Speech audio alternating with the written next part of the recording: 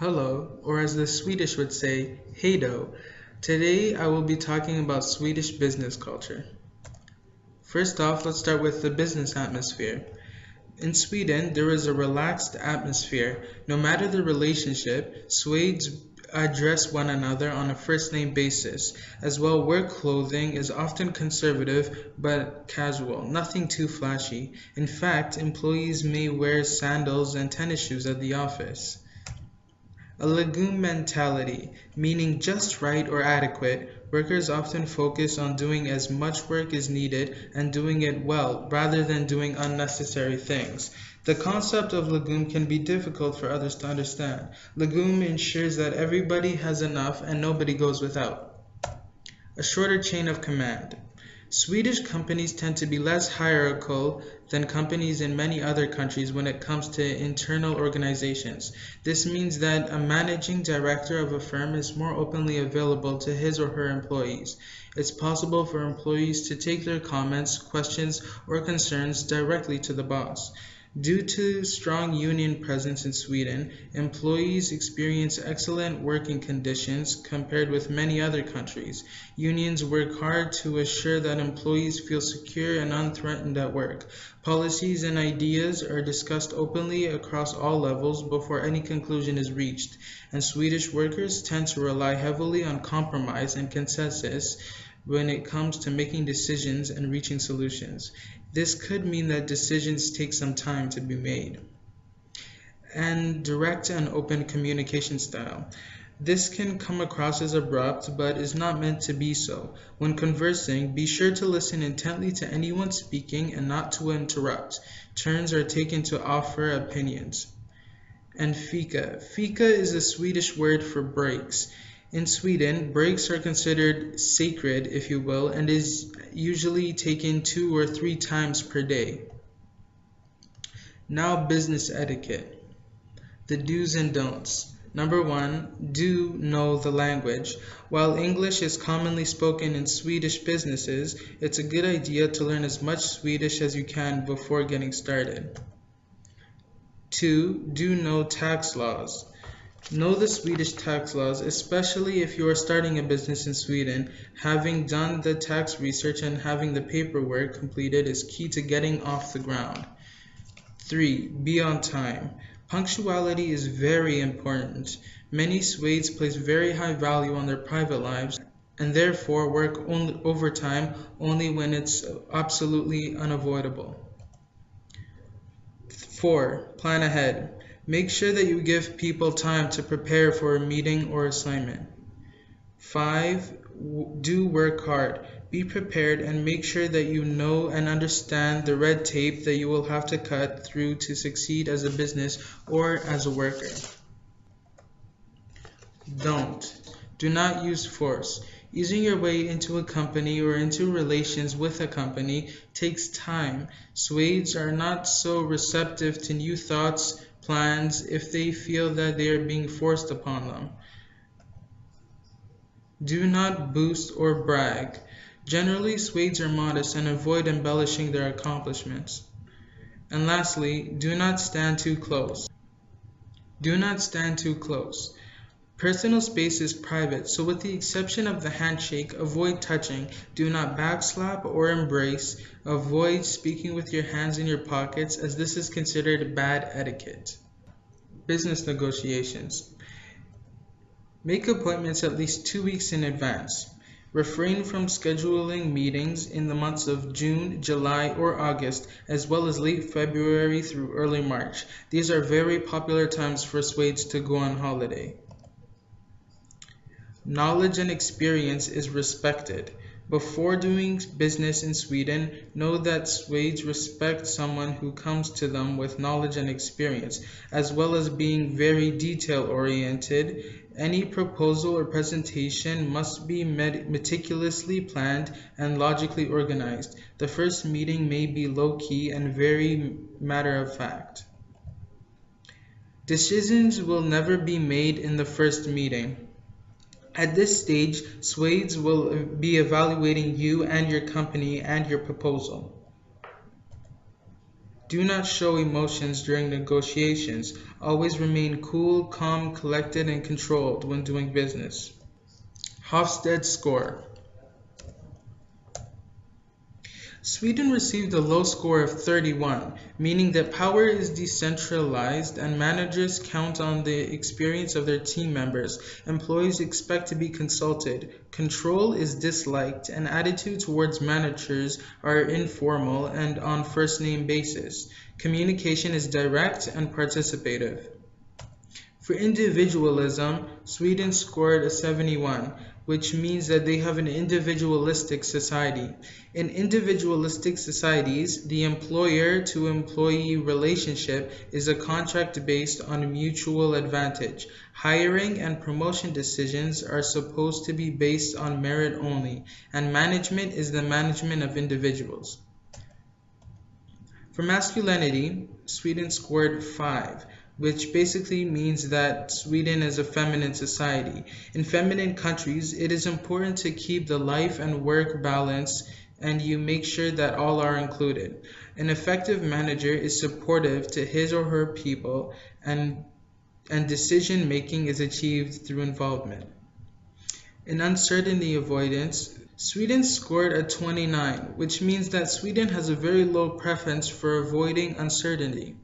In societies exhibiting a low UAI, people believe there should be no more rules than are necessary, and innovation is not seen as threatening. For pragmatism, Sweden scored a 53. With an intermediate score of 53, Sweden is seen to not express a clear preference in this dimension. And lastly, indulgence. Sweden scored a 78. A high score of 78 indicates that Swedish culture is one of indulgence. People in societies classified by a high score in indulgence generally exhibit a willingness to realize their impulses and desires with regard to enjoying life and having fun. They possess a positive attitude and have a tendency towards optimism. In addition, they place a higher degree of importance on leisure time, act as they please, and spend money as they wish. Why invest in Sweden? I'm going to give you 5 facts which is why you should invest in Sweden based solely on their culture. Number 1. Innovation. Sweden has an impressive track record as leading supplier of innovative solutions and products in a wide range of industry sectors on a global scale. The Swedish culture is open-minded and readily embraces new ideas and technologies. 2. It is very easy to do business in Sweden. Sweden has an international business environment that is modern, open, and business-friendly. Skilled professionals, smooth business procedures, and receptivity to international partnerships make it an easy country to operate in. International companies in Sweden often praise the quality of local advisors and business partners. 3. High productivity. Empowerment of personnel and delegation of decision-making ensures a bottom-up problem-solving approach that shows impressive results with regards to productivity. 4. Central location. Sweden is a prime location for centralized market operations in Northern Europe. It is the only country that offers 24-hour distribution to all major destinations in the region, with advanced distribution and communication infrastructures from 10 logistic hubs. And lastly, 5. First-rate infrastructure. Sweden hosts an excellent infrastructure. It matches or outperforms that of any other European country. Extensive public investment ensures a nationwide network of roads, railways, waterways, harbors, and airports. The challenging exposure to hot summers as well as Arctic winters have contributed to high quality and reliability in building and construction, transportation and communications, and also to the competitiveness and Swedish companies in the international market infrastructure projects. Hi, I am Abdullah, and today I will be talking to you about the economy of Sweden. So, for starters, Sweden has a mixed economy. However, it leans more towards the command side, where the government makes most of the central decisions based on where to allocate certain resources, or where to spend the money, and all of that. And there's heavy government intervention concerning the welfare of the state. So GDP. Sweden's GDP is 552 billion as of March 2014, and that may sound like a small number. However, considering Sweden's population is only 9.5 million people, it's not that bad, and it leads to a pretty good GDP per capita of 40,900 US dollars, which ranks 25th in comparison to the rest of the world. That's fairly good. Sweden is governed by the Riksbank, which controls all the money, and basically they want the annual GDP growth rate to be around 1 to 1.5% annually. And in 2014, the growth rate was 0.9%, which isn't that bad. It was actually pretty close to 1, so that's not bad either. Most of Sweden's GDP is divided into agriculture at 2%, industry at 31.2%, and services at 66.8%. The good thing about this concerning potential business investors is that if a business were to invest and start operating in Sweden, it would either invest mostly in industry or services, not really agriculture, right? So if most of the GDP is allocated to that, then it's good for the business. Unemployment. Sweden has a pretty high unemployment rate at a mean of 8.1%, and 8.3% for males and 7.8% for females. And again, this is fairly high. However, the good thing about this in terms of businesses is that if a business were to start operating in Sweden, a lot of people are looking for employment, and therefore there's almost instant employees available and willing to work, which is again a good thing. Moving on from unemployment, we move to literacy rate. In Sweden, literacy being part of the literacy rate is defined as anyone 15 years of age or older who can read and write. And Sweden has one of the highest literacy rates in the world at 99% male and 99% female. This can be attributed to not only the elementary education, however, the post-secondary education as well, which is funded by the government or is backed by the government. Again, part of the socialist economy, command economy, socialist views, and the welfare of the state again. However, Sweden does have some of the top universities in the world. A workforce that is smart, having a workforce that is highly educated, and having a high literacy rate means your workforce will be innovative and highly productive. So, inflation and exchange rates. Even though Sweden is part of the European Union, they don't use the euro as their official currency, and they use their own Swedish krona. So 1 Canadian dollar will buy 5.95 Swedish kronas, and 1 American dollar will buy around 6.25 Swedish kronas. The inflation rate for this is at 0.1%, and that's good because the Riksbank tries to keep it around 2%.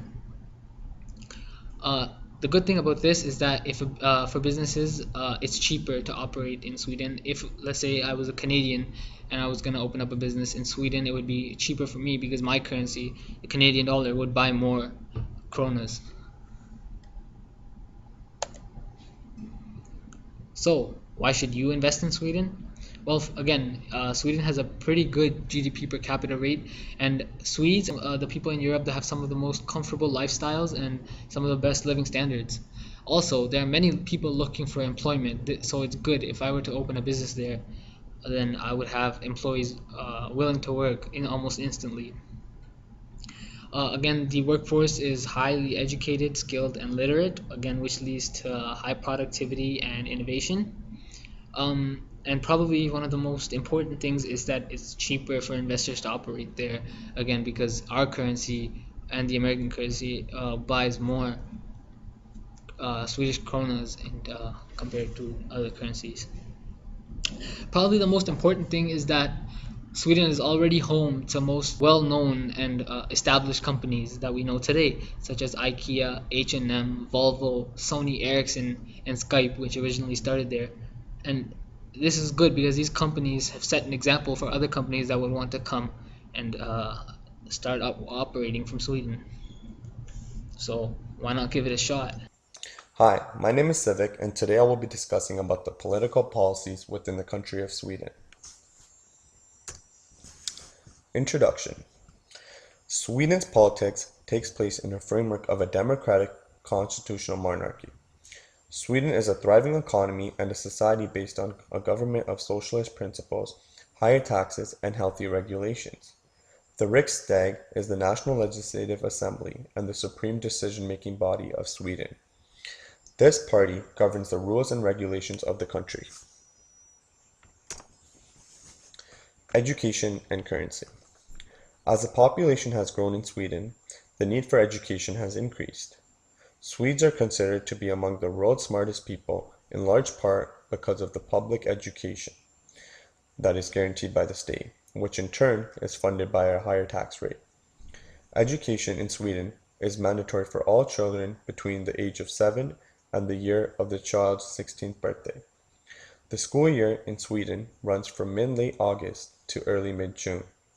The Christmas holiday from mid-December to early January divides the Swedish school year into 2 terms. Homeschooling is closely supervised by the government and is very limited. Currency. The only official currency in Swedish is the Swedish kroner and öre. 1 krona equals 100 öre. No other currencies are used in the country and no restrictions on exchange are applied. Monetary policy in Sweden. According to the Sveriges Riksbank Act, the objective of monetary policies is to maintain price stability. The Riksbank has interpreted this objective to mean a low, stable rate of inflation. The Riksbank's objective is to keep inflation around 2% per year. Swedish tax treaties and benefits for holding companies make Sweden a favorable country to use for international tax planning. Sweden is an important financial center in Northern Europe and a business-friendly country that welcomes foreign holding companies. The country has 87 double tax treaties. Sweden has beneficial tax structures for holding companies and low corporate income tax rates that are based on annual profits. On to imports and exports. There is no need to obtain a general permit to start importing or exporting goods in and out of the country. However, special regulations may apply to certain goods.